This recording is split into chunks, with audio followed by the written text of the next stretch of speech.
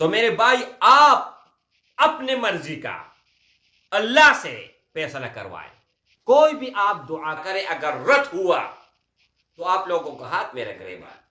نحمده ونصلي على رسوله الكريم اما بعد فاعوذ بالله من الشيطان الرجيم بسم الله الرحمن الرحیم. السلام علیکم ورحمۃ اللہ وبرکاتہ. امید کرتا ہوں کہ سب بھائی اور بہن خیریت سے ہوں گے اور بعافیت ہوں گے، اور جہاں بھی ہوں گے اللہ جل شانہ سب کو خوش رکھے اور آباد رکھے. آج کی اس ویڈیو میں صرف اور صرف 2 رکعت نفل کے بارے میں بتانے والا ہوں، اور یہ 2 رکعت نفل جب بھی آپ کرو گے اور جس حاجت کے لیے کرو گے، جس کام کے لیے کرو گے، انشاءاللہ یہ میرا وعدہ بھی ہے اور یہ میرا گارنٹی بھی ہے کہ نفل کمپلیٹ ہونے سے پہلے اللہ کے فضل اور کرم سے آپ کا کام بن چکا ہوا ہوگا، آپ کا مقصد پورا ہو چکا ہوا ہوگا، اور آپ جس مشکل میں ہے اس سے آپ نکل چکے ہوئے ہوں گے. انتہائی آسان عمل ہے، کوئی مشکل نہیں ہے. جس طرح آپ عام نماز پڑھتے ہو، فرض نماز پڑھتے ہو، سنت پڑھتے ہو، وتر پڑھتے ہو یا نفل پڑھتے ہو، وہی سیم چیز ہے. 2 رکعت آپ نے نفل کی نیت باندھنی ہے.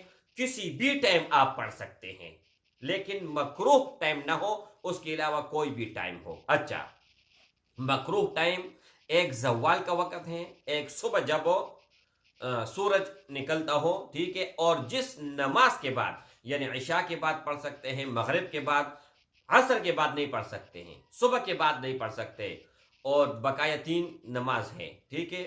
مغرب میں آپ پڑھ سکتے ہیں، عشاء میں پڑھ سکتے ہیں، ظہر میں پڑھ سکتے ہیں. اچھا، 2 رکعت آپ نے نفل کی نیت باندھنی ہے اور سیم ٹو سیم آپ نے نماز پڑھنا ہے، لیکن صرف اور صرف ایک چینجنگ آپ نے یہ کرنی ہے کہ 2 رکعتوں میں 4 سجدے آئیں گے، اور ہر ایک سجدہ میں سبحان ربی الاعلی. اس کے بعد آپ نے 50 مرتبہ پڑھنا ہے لا الہ الا انت سبحانک انی کنت من الظالمین. یعنی یہ دعا حضرت یونس علیہ السلام کی ہیں. اللہ جل شانہ نے فرمایا کہ اگر یونس یہ دعا نہ پڑھتا مچھلی کے پیٹ میں تو 40 دن کے بجائے وہ تا قیامت مچھلی کے پیٹ میں رہتا.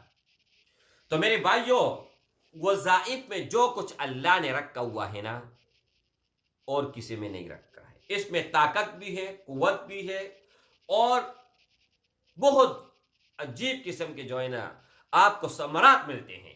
اچھا، 4 سجدے ہیں اور ہر ایک سجدہ میں آپ نے 50 مرتبہ پڑھنا ہے، تو یہ ٹوٹل تعداد ہو گئی ہیں 200.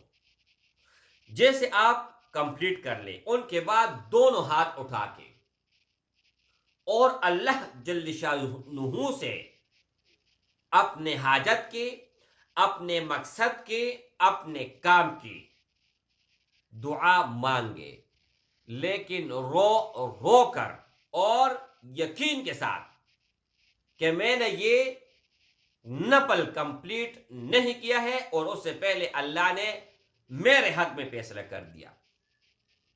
حضرت خولہ رضی اللہ تعالی عنہ، اس سے آپ سبق لیجئے گا. محبوب رسول اللہ صلی اللہ علیہ وآلہ وسلم کے پاس آئی اور فرمانے لگی کہ میرے شوہر نے مجھے طلاق دے دیا. اس وقت کا طلاق یہ نہیں ہوا کرتا تھا کہ آپ مجھ پر 1 مرتبہ 2 مرتبہ 3 مرتبہ لاکھ مرتبہ کروڑ مرتبہ طلاق ہو. لیکن وہ طلاق بھی بجاتا.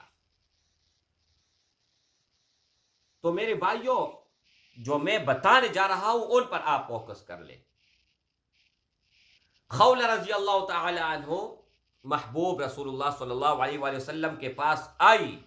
1 مرتبہ فرمانے لگی کہ میرے چھوٹے چھوٹے بچے ہیں، شوہر نے مجھے طلاق دی، میں جدا होना नहीं चाहती, अब मैं क्या करूं।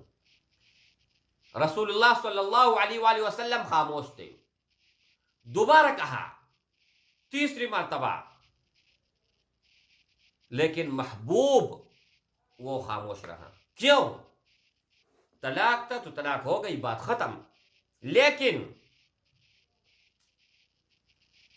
अल्लाह ने फैसला भेजा, और अल्लाह ने कैसा फैसला भेजा कि खौला रजी अल्लाह ताला ने फरमाया कि अल्लाह से मेरे हक में फैसला मांगे, मेरे हक में फैसला करवाए।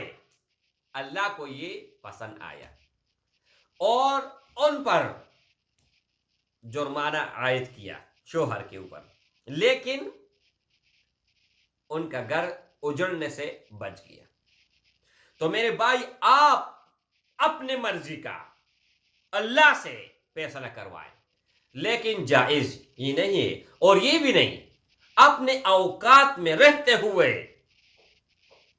दुआ करे, अल्लाह से वजीफा करे और अपने हाजत अल्लाह के सामने रखे।